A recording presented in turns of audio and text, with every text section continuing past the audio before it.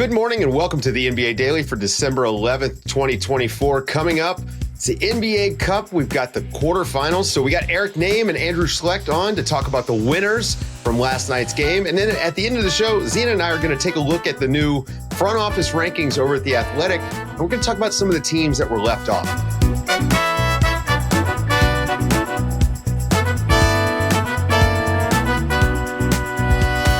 Good morning, everybody. Good morning, Zena. Good morning, Eric Nehm. How are you, buddy?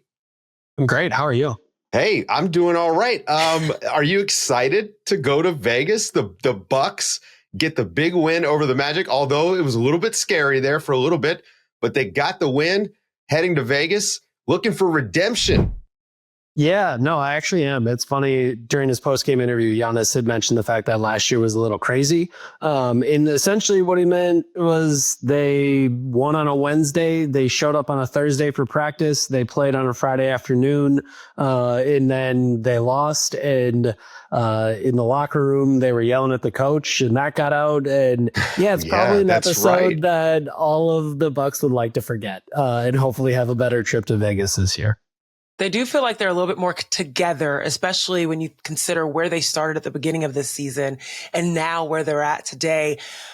But Eric, this game was supposed to be the sleepwalker. This is supposed to be go right to Vegas. Go ahead and book your ticket. You know, when you think about what Orlando was able to do against the Bucks, what concerns you most about the Bucks going into their next competition in the Cup?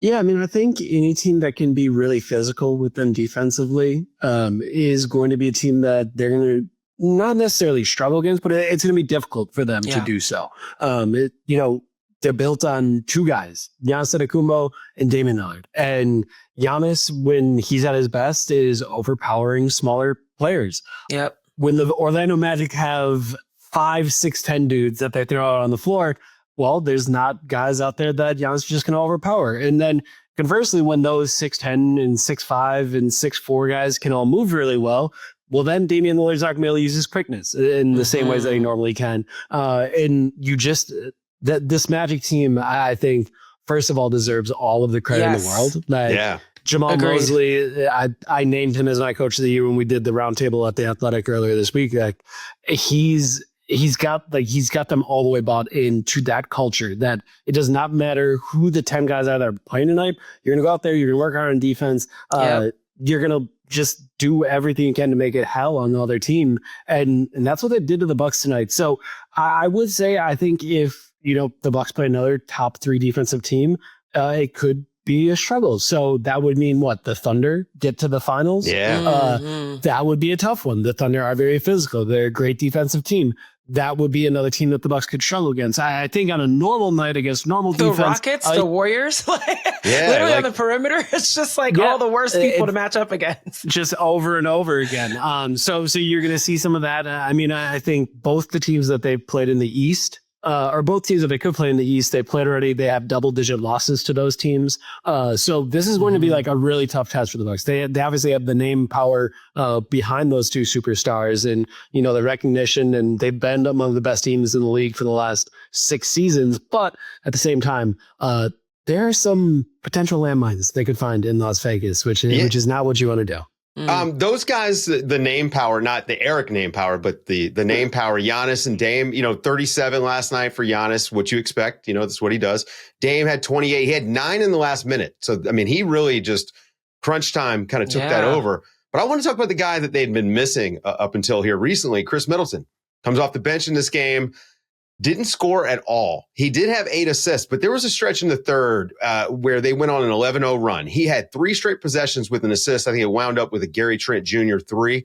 That is the stuff that they've been missing on the times they don't have Giannis out there, when they don't have Dame and the runs happen to them. They don't have someone else out there that can organize the offense. And man, that was huge. Even with no points, he was huge. Spectacular word choice there, David. Organization. That is what everyone says when you talk about Chris Middleton. They're more organized. That's what we are. When Chris Middleton's on the floor, it doesn't matter if it's offense, if it's defense, whatever it is, we are more organized. And that is what everyone has said since Chris Middleton has been back. And that means there's been nights where he's shot the ball well and made big plays. He did so in Brooklyn on Sunday. And then he didn't score at all tonight. And, you just kind of go through these different things with Middleton, and overwhelmingly, like, there's just so much intangible stuff that guy brings that when, people would kind of talk to me and be like, man, it's crazy that the Bucks are going to say Chris Middleton is their savior when, they started the season 2-8, or even when they're 500 or they're 13-11 right now. And, having Chris Middleton back is going to be really good for them. And people will be like, well, he only scores 15 points a game, and he only, dishes out 5 assists, and he only grabs 5 rebounds. And first of all, those aren't nothing. Those are important things. But ultimately, it's all of the other things. It's the fact that Chris Middleton can yell at Bobby Portis and say, get behind the 3-point line, catch this pick and pop 3, stop posting up. Okay, Giannis, stop doing a stupid foul. Stop going at that ref. It's not going to work. Like, you saw it on Sunday, pulled Giannis away from one of the officials. Like, there's just all these things that Chris Middleton does that aren't so easy to measure. And the measurable stuff is still good, right? Like, once he does find a rhythm, I think he's shooting like 20% from the field right now. Last year, he shot 50% from the field. He shot 40% from the 3-point line. Like, once all that comes back, then it's going to be like, oh, yeah. This was the whole thing. This was a team that built a top-heavy roster that has a big 3. And once Chris Middleton comes back, then it's going to be like, oh, yeah, that's how this is supposed to go. They're still working through it. But all that intangible stuff, that's coming through clear as day right now for the Milwaukee Bucks with Chris Middleton on the floor. And I love what Giannis said about Chris he's just older, right? He's just the oldest amongst us. So yes, you got the veteran, the adult in the room. But let's talk about some of the younger guys, and particularly the ones that fill out this team. Also, crazy how many AJ people are on this roster. AJ Johnson, AJ Green, Andre Jackson Jr. But AJ Green was the one that kind of really stood out to me tonight. Highest plus minus of the night overall at plus 13, just making the right decisions, particularly behind the 3-point line. When you think about the Bucks being able to find success, not only in the NBA Cup, but for the remainder of the season, what supporting cast members really have to step up? AJ Green steps up in my mind, especially taking over the minutes of Pat Connaughton, but who stands out to you? Yeah, I think one of the maybe blessings in disguise of the crummy start the Bucks had to the season was the fact that for years and years and years, every coach that coaches Pat Connaughton wants to put him on the floor because he does those intangible things. He knows every play. He knows every position. He knows what's supposed to happen on the floor. And that's great. Except when your athleticism is dwindling and you can't hit threes in the same way that you used to. And to start the year, Pat Connaughton was out there a lot. And I think pretty quickly after the first 5 games, it was like, Pat's not as athletic as he needs to be. He doesn't have the legs anymore. He's not shooting it the way that he needs to. So let's find those things in other places. And they found them in AJ Green, and they found it in Andre Jackson Jr. In an ideal world, you could combine those two and make a super role player. That would be super awesome. AJ. That right, 100%. You put it all together, that'd be amazing. They don't have that, but they do have 2 guys that can do 2 very useful things. And with AJ Green, it's the 3-point shooting. Right. He's been, I believe, going into today's game, as far as efficiency goes, the most efficient shot you could get in an NBA game outside of a Nikola Jokic shot was an AJ Green shot. Like, wow, the whole league. An AJ Green shot was the most valuable shot. That's crazy. In the entire league. Shout because out of the AJ way Green. that he can shoot the 3, and he doesn't play outside of himself. He doesn't try to do those other things. He just does. Exactly. Well, he's getting open looks too, right? He's playing with Giannis. He's playing with Dame. He's got Brooks stretching the floor, but he also holds up on the defensive end, Eric. And I think that's his path to more minutes is to get even better at that end. Yeah. I mean, he's big. Andre Jackson. I mean, this is stuff we've been talking about for years together.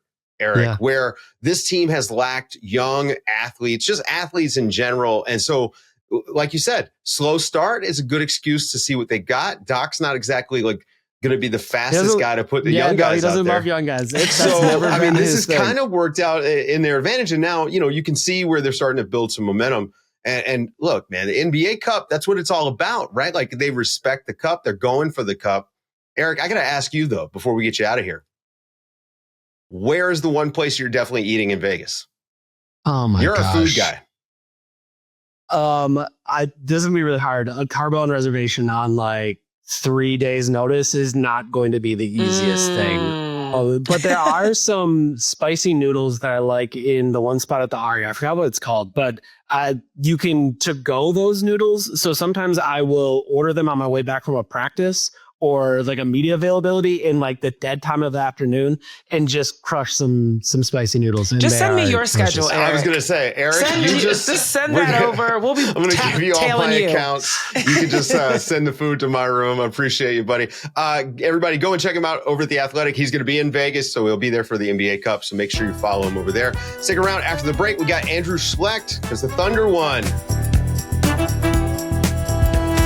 Before we get started with Andrew Schlecht, live from the arena, full disclosure, we stacked the deck on this show just to go against the NBA Daily curse. We had Christian Clark waiting in the wings, our new Mavericks beat writer at The Athletic. We had him waiting. We had to bump him, like the old Tonight Show, the comedian be sitting in the back. Andrew Schlecht, welcome to your show. I would not, Thunder. Listen, I would not accept the invitation until the Thunder won. So that's right. just so that fair. Look, they put up video game numbers in this game. And, they kind of got off the schneid a little bit by beating the Mavericks, but no PJ Washington for the Mavericks. So, the Mavericks were undermanned for OKC. But in this game, look, the Thunder, they come up with the win and they advance in the NBA Cup. But they shot 53s. They had 29 assists. They had 17 offensive rebounds. They had 14 steals. They took 101 shots. Andrew, these are video game numbers. This is like the stuff like when you're playing your little brother, you're doing a full court press. I mean, it was shocking to watch because that's Luka Doncic and Kyrie Irving out there. Yeah, I mean, it all starts on the defensive end with this team, clearly. I mean, they had 14 steals tonight. That's very normal. The Mavericks didn't turn the ball over a whole lot when they played them here in Oklahoma City a few weeks ago. Turned over 18 times tonight. That's way too many. You give the Thunder that many chances, they're going to score a lot. Also, the Thunder just didn't shoot any free throws tonight. If you're wondering, why are they shooting so many threes? They got into the paint. This team drives more than any team in the NBA, but they get into the paint, they draw the defenders, and they spray out. And because there were 7 free throws taken the entire game by the Thunder, 0 in the second half. Wow. They were getting threes. And that's what happens whenever you don't shoot free throws, is this team either is going to shoot, either the main guys and J-Dub and Shai are going to take mid-range jumpers, or they're going to score at the rim, or they're going to take threes. Like that's what's going to happen with this team. And when they don't take any free throws, 53s is not surprising. A lot of focus was put on the fact that, yes, Shai Gilgeous-Alexander dropped a casual 39 points on this Dallas Mavericks team. And a lot of naysayers will say, well, can he do that if PJ Washington's out there?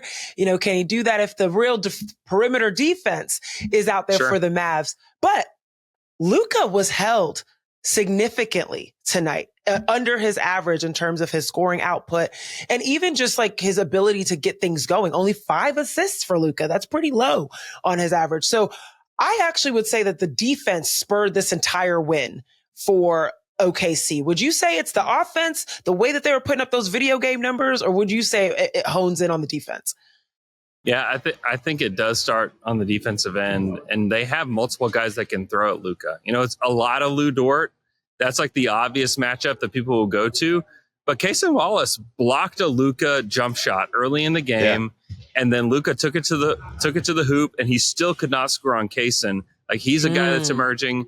Alex Caruso comes in off the bench and immediately just creates havoc. Like, he's gonna He's gonna get into He's going to get into passing lanes. Yeah. He makes things difficult. It really does. It starts with those guys. And then just having a big man in Isaiah Hartenstein, who's on the floor with these guys, grabbed a lot of rebounds tonight. Second chance points for my heart are really, really impactful. And it gets the crowd going too. He had this offensive rebound.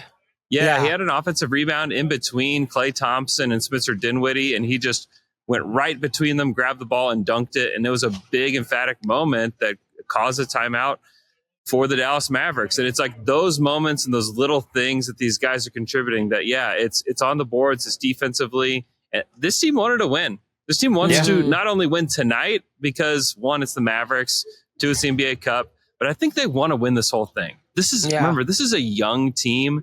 They haven't really made their money yet. And I think that the 500K is actually a motivator for them. Well, they got 100K for tonight, right? Like just for making up the win or just for making it. Yeah, I'll take it. Put me in the game. I'll sign a 10-day. It's funny. The Thunder defense, it's got to be frustrating to play against because you're doing everything right on offense and you're earning a switch or whatever. And it's like, hey, you switch from this 6'6" guy with a 7-foot wingspan to this other 6'6" guy with a 7-foot wingspan. Oh yeah, and they're going to send the double 6'6" guy with a 7-foot. It is they are just a leviathan defensively, and to see them lock down Luka and Kyrie like this, and I talked about this in the preview for this. I thought the shot making that Luka and Kyrie had was just going to win out. And it's the NBA. Usually the shot making wins over the defense. But in this game, the individual defense on Luka and Kyrie, I think that's something you can hang your hat on. They are treating this game like a playoff game, and they're treating this run to the cup like a playoff game. That was a playoff game to me. I want to know what you think, Andrew. Like, was that playoff level defense from the Thunder in the game last night? I think it is, but I also think they've been playing like this for a little while. If you just by looking at the numbers, you could make the argument this is the most disruptive defense in the history of the NBA. They average more deflections than any team does per game since they've been charting the stat. They're averaging over 12 steals per game, which no team has done that I can find in the last 25 years.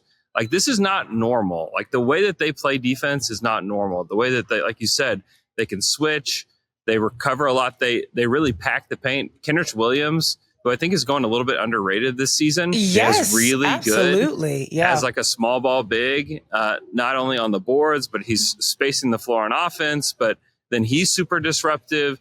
And so, and they're just on a string. Like, they just know how to play together. They have their method of defense, which is a lot of pack the paint, recover, cause chaos, cause turnovers. I mean, you can see them executing on that. And it's not only scheme, but it's the guys they have. I mean, if any of these guys were on another team, they'd be doing the same thing. But the Thunder just happen to have a lot of them.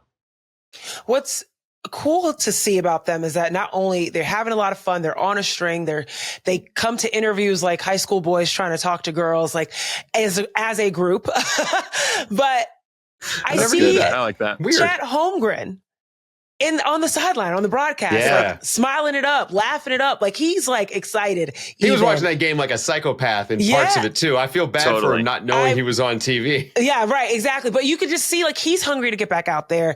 And they said on the broadcast that they can play so many different versions of this team, especially when he comes back. And that's what, to me, excites me the most about the Thunder.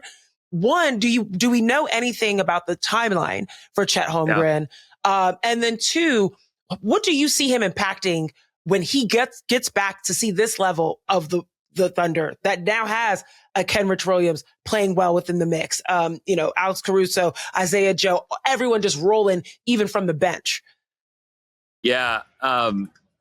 He's incredibly impactful on both ends. They're going to stagger these guys a lot when he comes back. And so I think that you get to see kind of similar versions of what they want to do, but looks that the defenses are going to have to adjust to a lot, because you're going to have the look with Isaiah Hartenstein, which they like to continue to move the ball, but he's a big screener. He's a lob catcher. He can do a lot of different things. He's a passer too. Good. Exactly. He's a great passer himself. And then, Chet comes in, he can kind of get buckets on his own. He can space the floor, shoot it from three. He can do a ton. We also learned tonight from Shai, we just got done talking to Shai, that he gives the pregame speech before they go out. And this is the first game that he was back for. Yes. And so Chet actually gave the pregame speech tonight before the game, before they ran out of the tunnel, told them told them to win the game, told them to go get more money. And I love it. I mean, I love it. it's pretty funny, but like he keeps it light. He tries to like bring some humor to him, and apparently he's the guy who gives the pregame speech.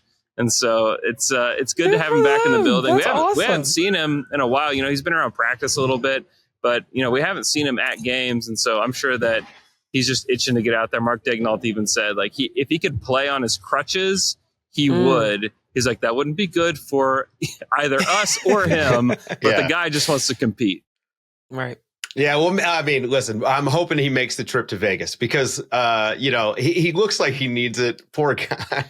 Or at least record the pregame speech beforehand, please. We got to get him need out another to Vegas. one of those. There you go. Andrew, thank you for popping on. Guys, stick around after the break. We're going to talk about the front office rankings over at The Athletic, and some of the teams that were left off deserve it, some surprising. Over at The Athletic, we've got our front office rankings. They're hot and fresh today. And look, we're not going to spoil those here. This show comes out early in the morning. Go and read them. Go get your coffee, sit down, take a look at those front office rankings. The guys at The Athletic, they interviewed and asked questions of 40 executives across the league. That's GMs, VPs, assistant GMs, and they each listed their top 5 teams. And it was scored like MVP voting. So, they put a little bit of thought into how they did this. If a team didn't receive a vote, they didn't make the list at all. And Zena, you know how I like to do things.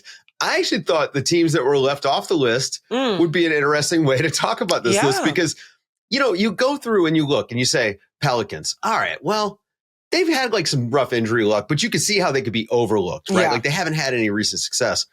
But the Blazers, they're tanking. They at least are doing something with purpose. So you see that. But the Atlanta Hawks have actually done a pretty good job here recently. Yeah. And I'm surprised that they didn't get a single vote. That had to be my most surprising one to not see their name, especially considering you just mentioned the Pels. The trade between the Hawks and the Pels, the Hawks absolutely won that trade. Great trade. When you think about all the superstars around the NBA needing a change, whether it was through trade, whether it was signing a big free agent or building within the roster that they have, the Atlanta Hawks are the perfect example of how to do that. You're seeing Trae Young not have to carry the burden as much of being the sole scorer of that team.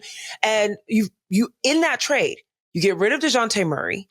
You bring in Dyson Daniels, you bring in EJ Liddell, and you bring in Larry Nance Jr. Okay. Larry Nance Jr., not their biggest forward, sure, not playing a ton of minutes. You get rid of EJ Liddell, give him to the Suns, bring in a David Roddy. He's playing 15 minutes for them. Solid forward minutes, picking up the slack in general. Overall, you're having your team, your core, build around Trae Young. Great role players, drafted well, and then you have a bright future in some of these young stars that you picked up in the trade. Not to mention 2 draft picks, first round draft picks in that trade.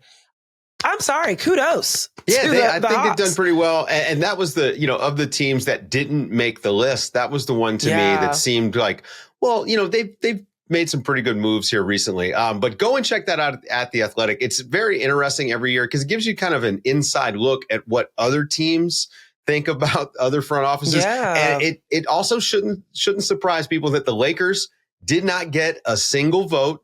And some of that's going to be a little bit of Lakers hate that you get that happens inside the NBA. But some of it is also what we've been saying all year. You can change the coach as much as you want, but that's the same roster that's rolling out there. So, I think rightfully the Lakers left off this list. So go and check that out, guys. Also, today we got a little bit of news to cover because December 15th is coming up really fast. And I don't need to tell you, we're going to be in Vegas for the NBA Cup on the 15th. Well, that's a day that a lot of guys become eligible to be traded. All the guys that sign these new contracts over the summer. So think about Paul George becomes trade eligible on the 15th. So we're starting to get the trade slop. It's coming out, Zena. People are tweeting, they're talking about Jimmy Butler's hairstyles because the newest rumor is that Jimmy Butler has 3 teams that he would love to be traded to. And also we're hearing that the Miami Heat are taking trade calls on Jimmy Butler, which seems like the smart thing to do when they expect him to possibly opt out this summer and leave as a free agent. So Right. Rockets, Warriors, and Mavs, those are the three, Zena. Talk to me about the fit in each place. Very interesting. The two teams in Texas. I think with the Houston Rockets could make sense, especially with the fact that, Fred VanVleet has been the veteran in the room alongside Dillon Brooks. They could use another scorer along Jalen Green. I still just don't think that that's what they need. I personally like their athletic fit. I like their youth. I like where they're at. So I don't necessarily think they need another Jimmy Butler to add it to the mix. The Mavs definitely don't need a Jimmy Butler, in my opinion. They got a ton of star power around the perimeter. They just added Klay Thompson. PJ Washington has been through the roof in the forward position. I don't see how Jimmy Butler could fit, particularly coming in and wanting and expecting probably to start. Right. It just doesn't make sense with what they have. The Warriors is an interesting one because let's just be real. Let's take the last 3 games, take them off the schedule.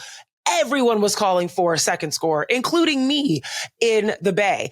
And as of late, it's kind of like the Warriors even are looking at potentially like, should we go outside or should we go inside? Right.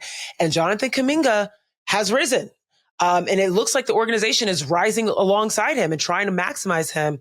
So this is where it gets interesting. If Jonathan Kuminga doesn't show consistency in that space as being a secondary scorer alongside Stephen Curry, if there's, more concerns or questions around Andrew Wiggins' health, maybe with the ankle injury that he recently sustained, if there's still just not consistency in being able to find someone to carry the ball outside of Steph Curry, could be interesting for the Warriors to call upon the Miami Heat. Yeah, I mean, that's the place where I think it makes the most sense. Yeah. If those are the 3 teams, it's whether or not the Warriors are going to be interested in bringing in Jimmy Butler. That's going to be a significant change. You might have to lose Andrew Wiggins. Obviously, Jonathan Kuminga would be in a deal like that. And you think about Miami, and man, that's a pretty good deal for them if that they could can be wind up with a good young guy Jonathan. like that. Yeah. So it's slop season. Fill my NBA cup with all of the trade slop this weekend because, man, we're going to be hearing a lot of it, Zena. That's going to do it for today's show, folks. Thank you guys for tuning in. For Zena Keita, I'm Dave DuFour, and this has been the NBA Daily. Thanks for waking up with us.